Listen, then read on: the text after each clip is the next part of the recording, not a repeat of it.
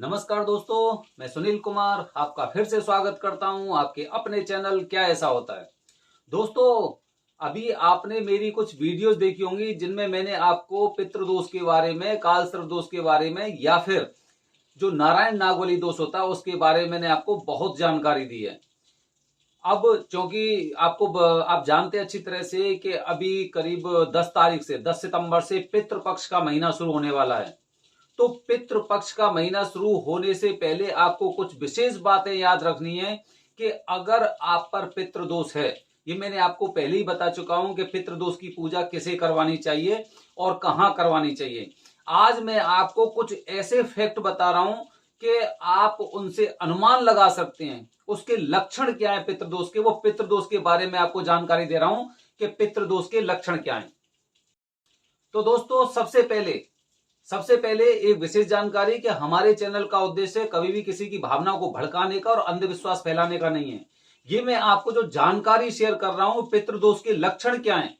आप जैसे कि आप YouTube पे जाओगे या इंटरनेट पे जाओगे तो वहां पर पितृदोष के बारे में ना कुछ भी जो लोगों के दिमाग में आया है वो सारी चीजें उन्होंने उसमें भर दी हैं कि भाई ये भी पितृदोष का लक्षण होता है।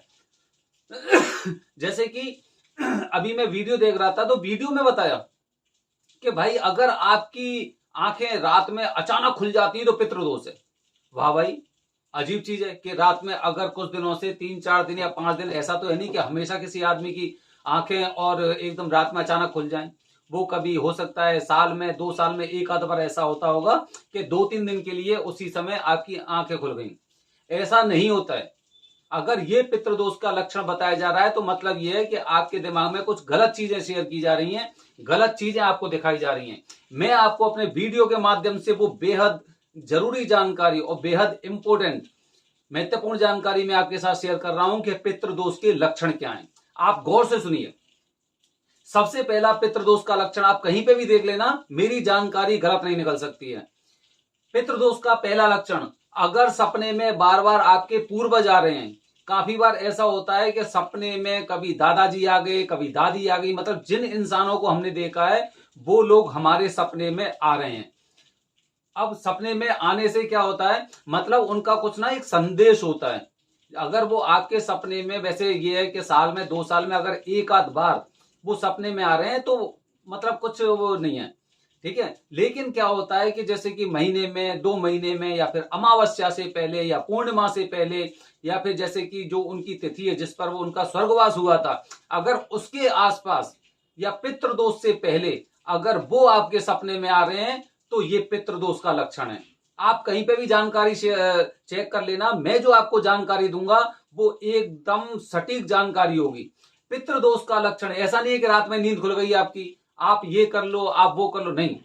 पितृदोष के जो बेहद जरूरी लक्षण है जो हर इंसान को जानना चाहिए, उसके बारे में आपको एकदम सटीक जानकारी दे रहा हूं। हमारे वीडियो को आप देखते रहें कि पितृदोष में सबसे पहला लक्षण ये होता है कि आपके पूर्वज आपके सपने में आ रहे हैं। और सपने में कैसे आ रहे हैं, महीने में आ गए, 2 महीने में आ गए, या फिर कुछ ऐसा संकेत देते हैं वो।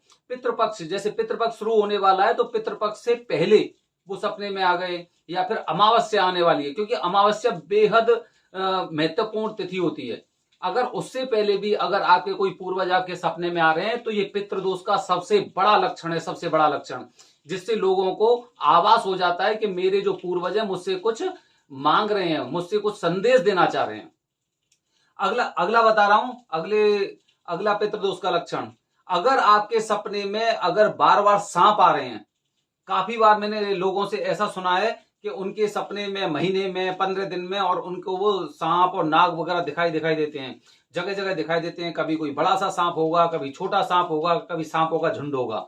अगर आपको सपने, और वही इसके साथ वही है जैसे कि अमावस्या के पास आ गया, या फिर जैसे पितृपक्ष में आ गया, या पितृपक्ष से पहले आ गया, या फिर जिस तिथि को उनका स्वर्गवास हुआ है उनसे पहले वो कोई संदेश दे रहे हैं, तो अगर आपके सपने में अगर सांप आ रहा है तो इसका मतलब भी ये है कि आप पर पितृदोष है।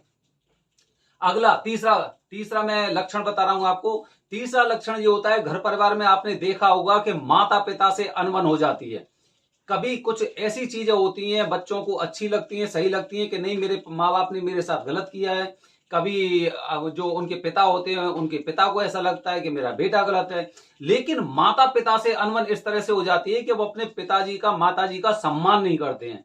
अगर वो सम्मान नहीं कर रहे हैं तो इसका मतलब ये है कि उनके ऊपर पितृदोष है, और वो पितृदोष का इलाज उन्हें जो जो पूजा होती है वो करवानी चाहिए। ये पितृदोष दोष का लक्षण है कि अगर माता पिता और बेटे में या बच्चों में आपके में अनबन रह रही है, वो आपका सम्मान नहीं कर रहे हैं। अगली जानकारी दे रहा हूं, चौथा पॉइंट बता रहा हूं आपको पितृदोष का। पितृदोष का एक और बेहद ही महत्वपूर्ण लक्षण ये होता है कि जैसे कि पूरा घर एकदम ठीक ठाक है, अब क्या होता है जैसे कि आपके बेटे की, नाती की या किसी लड़के की शादी होती है और वो दुल्हन आपके घर में आती है, और जैसे ही वो घर में आती है तो पूरे घर में एकदम कलह हो जाती है, अशांति पैदा हो जाती है। एक इंसान के वहां से, अपने घर से और इस घर में शादी करने के बाद आना और फिर एकदम कलह शुरू हो जाना, पारिवारिक कलह, ये पितृदोष का लक्षण है। और इसमें ये सबसे ज्यादा प्रभावी ऐसी होती है कि ये पूरे परिवार को विध्वंस कर देती है। हो सकता है कि आपके ऊपर छोटा मोटा पितृदोष का साया हो, लेकिन जो लड़की जिस परिवार से आई है उस पर एक प्रभावी रूप से पितृदोष का साया था, जिसकी वजह से आपके परिवार में कलह हो रही है। तो एक दुल्हन का आपके घर में आने के बाद और पूरे घर का माहौल बिगाड़ देना, सभी से संबंध खत्म हो जाते हैं और पारिवारिक कलह एकदम निरंतर बनी रहती है, तो आप मान सकते हैं कि पितृदोष का लक्षण है। अगला पॉइंट बता रहा हूं दोस्तों, अगली जानकारी कि काफी बार ऐसा होता है, हमने देखा है कि जैसे कि लोग खाना खाने बैठते हो, खाना खाते समय अगर आपके खाने में बाल आ जाते हैं, अगर आपके खाने में बाल आ जाते हैं तो ये भी पितृदोष का एकदम महत्वपूर्ण लक्षण है कि वो बाल होते हैं, बाल अगर उसमें खाने में आ जाते हैं तो मतलब आपका जो खाना है वो पूरी तरह से अशुद्ध हो चुका है और आप उस अशुद्ध चीज को खा रहे हो, और आपको ये आभास कराया कि इस खाने में बाल था। अगर खाने में बाल गिर जाता है तो पूरा खाना अशुद्ध हो जाता है, दूषित हो जाता है।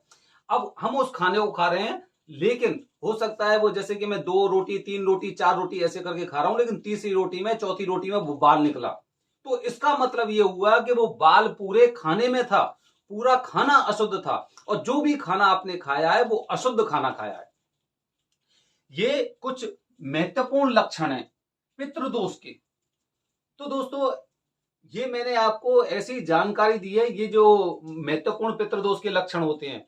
आप अगर इंटरनेट पर चीजें सर्च कर रहे हैं तो इंटरनेट पर आप देखेंगे कि वहां पर आपको बहुत अलग अलग तरीके से भ्रमित किया गया है कि ये भी पितृदोष का लक्षण है, वो भी पितृदोष का लक्षण है। इसमें एक पितृदोष का लक्षण अंत में मैं और आपको बता रहा हूं। अभी इससे पहले मतलब 2 पितृदोष के लक्षण और बता रहा हूं मैं आपको। एक पितृदोष का और बेहद जरूरी लक्षण यह है कि आपके परिवार में, जैसे अगर किसी लड़के की शादी हुई है या फिर आपकी शादी हुई है, तो बच्चे पैदा होने में देरी हो रही है, बच्चे पैदा नहीं हो पा रहे, या फिर कुछ दोनों में से, दोनों जो हस्बैंड और वाइफ है उनमें से आपस में किसी में कोई कमी वगैरह हो, डॉक्टर्स की रिपोर्ट आती है, सारी रिपोर्ट्स नॉर्मल होती हैं, हर प्रकार की जांच और हर प्रकार की विधि अपना ली, लेकिन बच्चे पैदा नहीं हो रहे, विलंब हो रहा है उसमें, और अगर हुए भी तो 10 साल बाद, 15 साल बाद ऐसे बच्चे पैदा हुए, तो इसका मतलब ये है कि पितृदोष का लक्षण है कि अगर आपका परिवार आगे नहीं बढ़ रहा है, अगर आपका परिवार आगे, क्योंकि वो भी पूर्वजों की वजह से, जो हमारे पितृ वगैरह हैं उनकी वजह से इसमें विलंब हो रहा है, तो वो दोष कहीं ना कहीं आपके ऊपर लगा हुआ है। अगला लक्षण एक और, अंत में एक और लक्षण बता रहा हूं मैं आपको कि अगर आपके कैरियर में उठापटक चल रही है, कभी एकदम आप ऊंचाई पे जाते हो और एकदम वहां से एकदम नीचे गिर जाते हो, कभी आपके पास रोजगार का एक अवसर भी नहीं होता, आपके अंदर कितनी भी अच्छी शिक्षा हो, कितना भी अच्छा अनुभव हो, उसके बावजूद भी अगर आपके कैरियर में उठापटक हो रही है और आप बार बार घूम फिर के वो धरती पर ही आ जाते हो इतनी ऊंचाई पर चढ़ने के बाद, तो इसका मतलब ये है कि आप पर पितृदोष है। मैंने इस वीडियो के माध्यम से आपको बताया है पितृदोष के लक्षण, क्योंकि 10 सितंबर से पितृपक्ष शुरू होने वाला है। उससे पहले आपको ये लक्षणों को जानना है और उसी के अनुसार आपको उनका समाधान करना है। पितृदोष की पूजा त्र्यंबकेश्वर में होती है, लेकिन घर बैठे कुछ ऐसे मैं अगले वीडियो के माध्यम से आपको उपाय बताऊंगा, जिससे इन चीजों में पूरा नहीं तो थोड़ा बहुत उनसे हमें आराम मिलता है। वो मैं आपको कुछ ऐसे उसके समाधान बताऊंगा पितृदोष के मेरी आने वाली वीडियो में। धन्यवाद दोस्तों, हमारे चैनल को देखते रहें। आज मैंने आपको दिए पितृदोष की जानकारी, अगले वीडियो में आपको दूंगा पितृदोष के समाधान कैसे कर सकते हैं आप। धन्यवाद दोस्तों, जय हिंद, जय भारत, हर हर महादेव।